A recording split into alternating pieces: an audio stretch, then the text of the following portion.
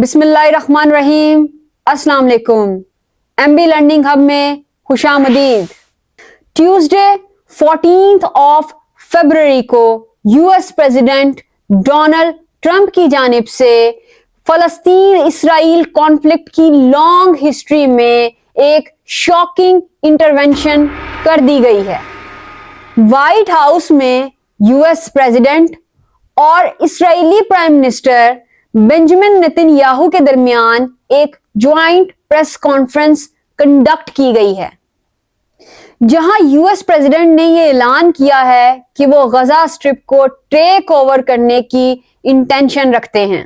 Donald Trump का कहना था कि गजा स्ट्रिप को टेक ओवर करने के बाद फलस्तीनियों को नेबरिंग कंट्री में मूव कर दिया जाएगा और इस सारे इलाके को रीडेवलप किया जाएगा और यहाँ पर ऑक्यूपेशन के लिए दूसरे मुमालिक के लोगों को मौके फराहम किए जाएंगे।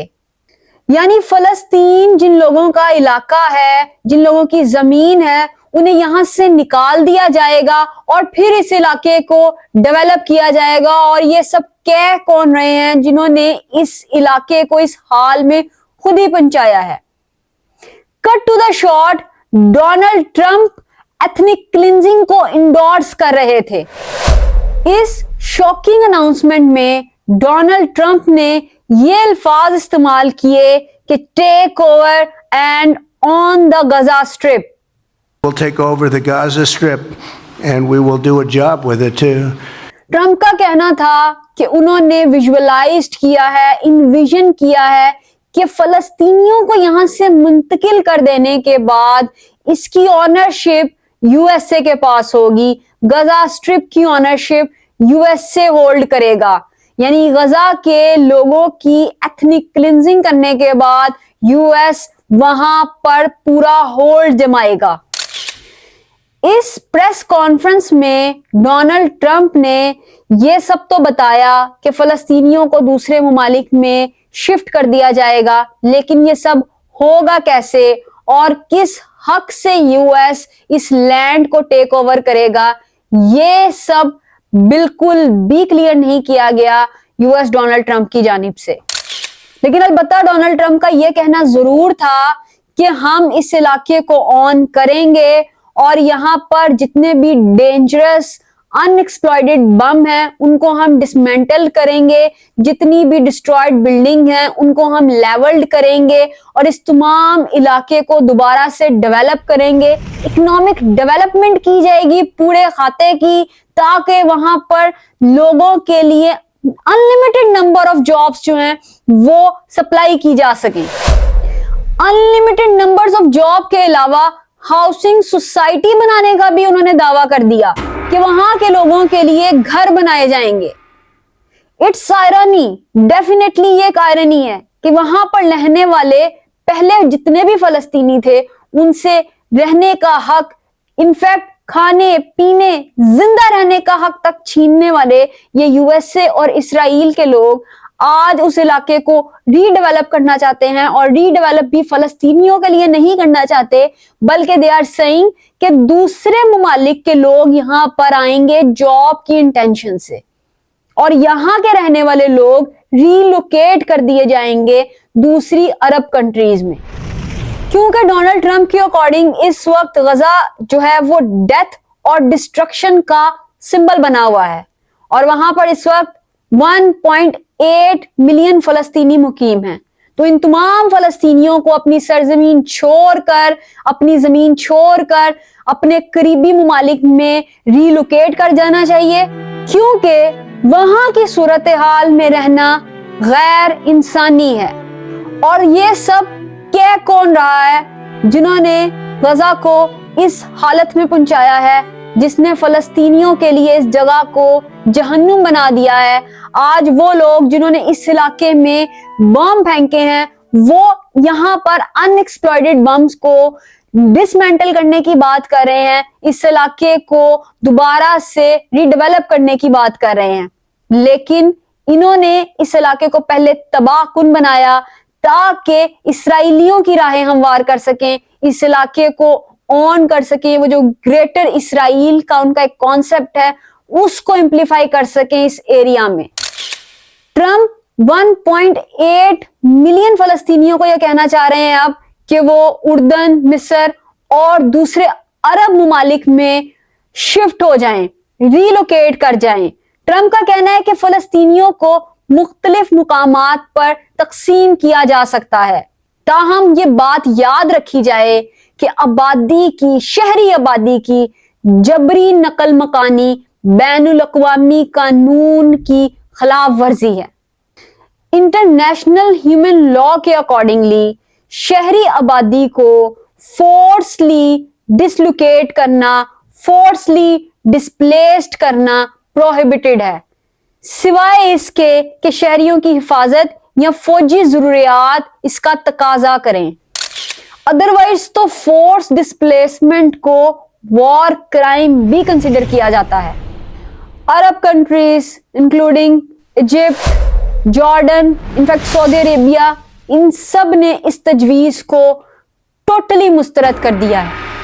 ट्रंप गजा स्ट्रिप को राइवेरिया ऑफ मिडल ईस्ट बनाना चाहते हैं।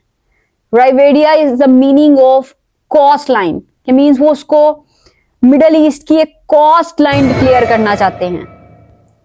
इस प्रेस कॉन्फ्रेंस के दौरान जब रिपोर्टर ने डोनाल्ड ट्रंप से ये सवाल किया कि 2 स्टेट सॉल्यूशन की जो यूएस की पॉलिसी है, इसकी सपोर्ट से रिगार्डिंग डोनाल्ड ट्रंप का स्टांस क्या है, तो डोनाल्ड ट्रंप ने बड़ा ही वेग सा जवाब दिया।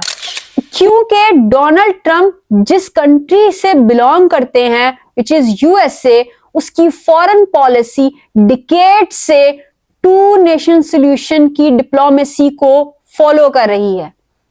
और रिपोर्टर का यह कहना था कि इस तरह फलस्तीनियों को रीलोकेट करने से क्या ये 2 नेशन सॉल्यूशन का जो कॉन्सेप्ट है इसके खिलाफ नहीं जाता डोनाल्ड ट्रंप का ये बयान।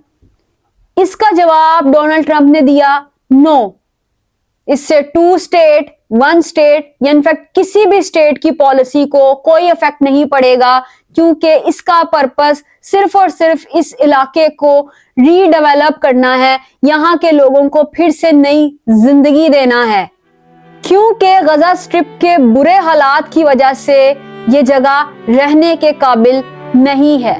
डोनाल्ड ट्रंप का मजीद कहना था कि अगर उन्हें इन गोल्स को अचीव करने के लिए यूएस फौजियों की जरूरत पड़ी तो वो यूएस फौज का भी इस्तेमाल करेंगे। इन शॉर्ट वो ये कहना ये चाह रहे थे कि अगर उन्हें फोर्स का यूज करना पड़ा, जैसे कि मैंने अभी वर्ड यूज किया फोर्स डिस्प्लेसमेंट, तो वो इसका भी इस्तेमाल करेंगे। यूएस ट्रूफ के जरिए से वो इस इन्विजन को, जो वो एक फैंटेसी डेवलप कर रहे हैं अपने माइंड में, उसको इंप्लीमेंट करेंगे रियलिटी में। इस प्रेस कॉन्फ्रेंस में नेतन्याहू ने डोनाल्ड ट्रंप के इस आइडिया को अप्रिशिएट किया और कहा कि इससे गजा के फ्यूचर को एक नया चेंज मिलेगा। इनफैक्ट ये जो गजा और इसराइल का एक कॉन्फ्लिक्ट चल रहा है, फलस्तीनियों का जो कॉन्फ्लिक्ट चल रहा है, इसकी पूरी की पूरी हिस्ट्री चेंज हो जाएगी। डोनाल्ड ट्रंप को अपना ग्रेटेस्ट फ्रेंड कहा।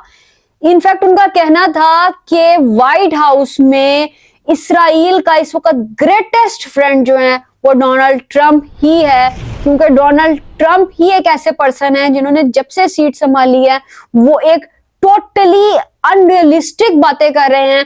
और फलस्तीनियों से पूछा गया है कि क्या ये जो इनका ग्रेट विजन है, क्या वो इसको ग्रेटेस्ट कंसिडर कर भी रहे हैं या नहीं। यूएस की हिस्ट्री से कौन वाकिफ नहीं है। ये क्या गजा को रीडेवलप करने की या वहां पर कोई इकोनॉमिकल डेवलपमेंट के लिए कही जाने वाली हिकमत अमली है। ये सिर्फ एक कॉलोनियल माइंडसेट है जो यूरोप और अमेरिका की तरफ से हमेशा एशिया और अफ्रीका को फेस करना पड़ा है। अंडर डेवलप कंट्रीज को हमेशा से एक बैकलैश फेस करना पड़ा है इन डेवलप कंट्रीज की जानिब से, और अभी भी बिल्कुल वैसा ही हो रहा है। और अब यूएस की जानिब से इस बयान के बाद बेंजामिन नेतन्याहू का ना सिर्फ कहना है कि अब ये जंग खत्म होगी, बल्कि खत्म भी इस तरह होगी कि हम ये जंग जीत जाएंगे। वहीं पर तमाम अरब ममालिक ने, खसूसन जहां पर सऊदी अरब, मिस्र और उर्दन, तुर्किया, इन सब ने जो है वो इस सारी अप्रोच को जो है वो मुस्तरद किया है। फॉरेन मिनिस्ट्री तुर्किया की, उन्होंने कंप्लीटली इस रीलोकेशन की पॉलिसी को जो है वो अनएक्सेप्टेड करार दिया है। सऊदी अरेबिया ने यूएस के इस फोर्स डिस्प्लेसमेंट के आइडिया को रिजेक्ट कर दिया है और कहा है कि यूएस के साथ रिलेशन सिर्फ उसी सूरत में मुमकिन है जब फलस्तीन की स्टेट यानी पैलेस्टाइन स्टेट जो है वो स्टैब्लिश की जाएगी। अगर पैलेस्टीनियन स्टेट नहीं बनेगी तो हमारे रिलेशन भी यूएस के साथ नहीं बनेंगे। सो ये मुस्लिम कंट्रीज की तरफ से एक क्लियर कट रिस्पॉन्स दिया गया है towards US, towards Israel. But अब देखना यह है कि ये मुस्लिम कंट्रीज कितनी देर तक फलस्तीनियों के हक के जमीन का दिफा करने में कामयाब हो पाती हैं। यहां पर हम अपनी वीडियो को एंड करते हैं। आपको अगर हमारी वीडियोस अच्छी लग रही हो, इंफॉर्मेटिव लग रही हो, तो प्लीज इन्हें लाइक करें और इन्हें शेयर करें और हमारे चैनल को सब्सक्राइब करना ना भूलिएगा। अल्लाह ताला आपका हामी और नासिर हो। अल्लाह हाफिज।